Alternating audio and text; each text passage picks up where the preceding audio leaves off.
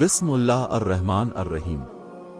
یہ کہانی ہے انسانیت کے پہلے انسان، پہلے نبی اور پوری انسانیت کے باپ حضرت آدم علیہ السلام کی۔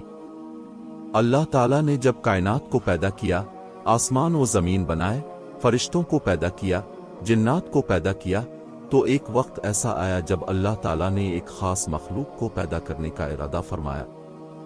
اللہ تعالیٰ نے فرشتوں سے فرمایا، میں زمین میں ایک خلیفہ بنانے والا ہوں۔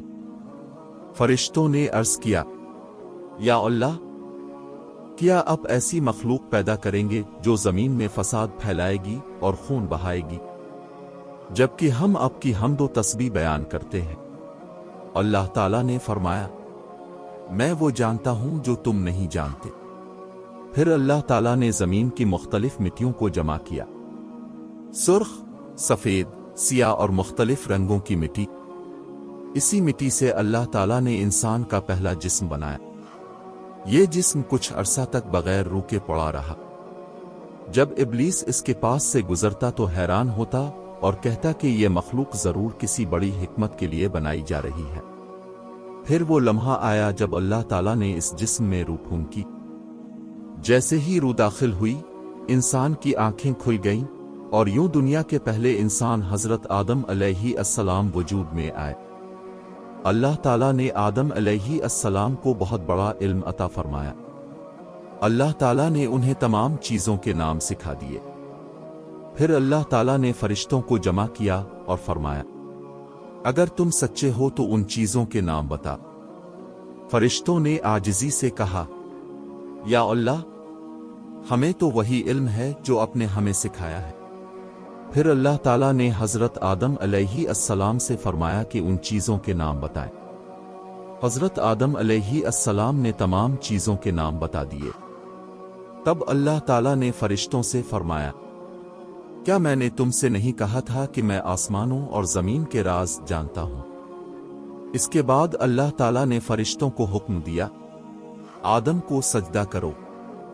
تمام فرشتوں نے فوراً سجدہ کر لیا، لیکن ایک مخلوق نے سجدہ نہیں کیا، وہ تھا ابلیس۔ ابلیس پہلے جنات میں سے تھا، لیکن عبادت کی وجہ سے فرشتوں کے ساتھ رہتا تھا۔ اللہ تعالیٰ نے پوچھا، ابلیس، تجھے کس چیز نے سجدہ کرنے سے روکا؟ ابلیس نے تکبر سے کہا، میں اس سے بہتر ہوں، آپ نے مجھے آگ سے پیدا کیا ہے اور اسے مٹی سے۔ یہ تکبر اللہ تعالیٰ کو پسند نہ آیا۔ اللہ تعالیٰ نے فرمایا، یہاں سے نکل جا، تو مردود ہے، قیامت تک تجھ پر لعنت ہے۔ ابلیس نے کہا، یا اللہ، مجھے قیامت تک مہلت دے دیں۔ اللہ تعالیٰ نے مہلت دے دی۔ تب ابلیس نے کہا، میں انسانوں کو گمراہ کروں گا، انہیں سیدھے راستے سے ہٹا دوں گا۔ لیکن اللہ تعالیٰ نے فرمایا، میرے مخلص بندوں پر تیرا کوئی زور نہیں چلے گا۔ اس کے بعد اللہ تعالیٰ نے حضرت آدم علیہ السلام کو جنت میں رہنے کا حکم دیا، لیکن آدم علیہ السلام اکیلے تھے، اس لیے اللہ تعالیٰ نے ان کے لیے ان کی زوجہ پیدا کی، حضرت حوا علیہ السلام۔ اب دونوں جنت میں سکون سے رہنے لگے۔ اللہ تعالیٰ نے فرمایا، تم دونوں جنت میں رہو اور جہاں سے چاہو کھاؤ، لیکن اس ایک درخت کے قریب نہ جانا۔ شیطان یہی موقع تلاش کر رہا تھا۔ وہ بار بار وسوسے ڈالتا رہا۔ اس نے کہا، اگر تم اس درخت سے کھاؤ گے تو ہمیشہ زندہ رہو گے۔ شیطان نے جھوٹی قسمیں بھی کھائیں۔ آخر کار آدم اور حوا علیہما السلام اس وسوسے میں آ گئے اور اس درخت سے کھا لیا۔ جیسے ہی انہوں نے درخت سے کھایا، ان پر جنت کے لباس ہٹ گئے اور انہیں اپنی غلطی کا احساس ہوا۔ وہ فوراً شرمندہ ہو گئے۔ انہوں نے اللہ تعالیٰ سے دعا کی، اے ہمارے رب، ہم نے اپنے آپ پر ظلم کیا، اگر تو ہمیں معاف نہ کرے اور رحم نہ کرے تو ہم خسارہ پانے والوں میں ہو جائیں گے۔ اللہ تعالیٰ بہت رحم کرنے والا ہے۔ اس نے ان کی توبہ قبول کر لی، لیکن انہیں جنت سے زمین پر بھیج دیا گیا۔ حضرت آدم علیہ السلام اور حضرت حوا علیہ السلام زمین پر آ گئے۔ यहीं से इंसानी जिंदगी का आगाज हुआ। हजरत आदम अलैहिस्सलाम ने जमीन पर मेहनत करना सीखा, खेती बाड़ी की, अपने बच्चों की तरबियत की और उन्हें अल्लाह की इबादत सिखाई। हजरत आदम अलैहिस्सलाम के कई बेटे और बेटियां हुईं। इनमें से 2 बेटों का वाकया बहुत मशहूर है, काबील और हाबील। एक दिन दोनों ने अल्लाह के हुजूर कुर्बानी पेश की। हाबील की कुर्बानी कबूल हो गई, लेकिन काबील की कुर्बानी कबूल ना हुई। हसद में आकर काबील ने अपने भाई हाबील को कत्ल कर दिया। ये दुनिया का पहला कत्ल था।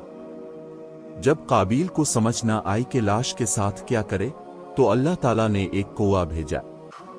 कुआं जमीन खोदकर दूसरे कुएं को दफन करने लगा। ये देखकर काबील ने भी अपने भाई को दफन किया। हजरत आदम अलैहिस्सलाम इस वाक़ये से बहुत गमगीन हुए। उन्होंने अपनी बाकी औलाद की तरबियत और रहनुमाई जारी रखी। हजरत आदम अलैहिस्सलाम न सिर्फ इंसानियत के पहले इंसान थे, बल्कि पहले नबी भी थे। उन्होंने लोगों को अल्लाह की इबादत, सच्चाई, इंसाफ और नेकी का दर्स दिया। सदियों तक जमीन पर जिंदगी गुजारी। रवायत के मुताबिक हजरत आदम अलैहिस्सलाम की उम्र तकरीबन 930 साल थी। आखिरकार वो वक्त आया जब हजरत आदम अलैहिस्सलाम इस दुनिया से रुखसत हो गए। फरिश्ते आए, उन्होंने गुस्ल दिया और दफन किया। हजरत आदम अलैहिस्सलाम की कहानी हमें बहुत बड़ी तालीम देती है। ये हमें सिखाती है कि इंसान गलती कर सकता है, लेकिन सबसे बड़ी चीज तौबा है। अल्लाह ताला हमेशा अपने बंदों की तौबा कबूल करता है। ये कहानी हमें यह भी सिखाती है कि तकब्बुर इंसान को तबाह कर देता है, जैसा कि इब्लीस के साथ हुआ, और आजिज़ी इंसान को अल्लाह के करीब कर देती है। हजरत आदम अलैहिस्सलाम इंसानियत के बाप हैं, और उनकी कहानी हमें याद दिलाती है कि हम सब एक ही खानदान का हिस्सा हैं। अल्लाह ताला हमें हजरत आदम अलैहिस्सलाम की जिंदगी से सबक हासिल करने की तौफीक अता फरमाए। आमीन।